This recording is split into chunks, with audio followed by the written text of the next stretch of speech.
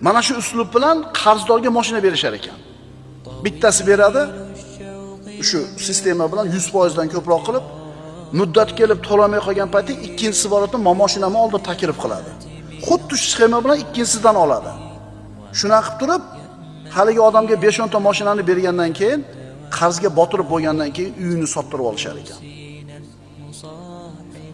Odamni tan qoldiradigan narsa, lol qoldiradigan narsa qarzni olayotgan ham bu uslub bilan. Shu uslub bilan qarzni berayotgan ham hammasi namozxon.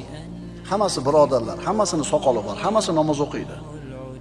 Tuppa-tuzuk odamlarda mana shu ishlarga aralashib qolganini eshityapmiz. Nima desa katta foyda turibdi-da. Nariga qarzga botgan odam qarzini uzaman deb 10,5 mingga olgan mashinasini 8 mingga o'tkazadi, yana 2 ming qarz yelkasiga ilinadi. Bu mustorning savdosi deyiladi. Mustorning savdosi harom.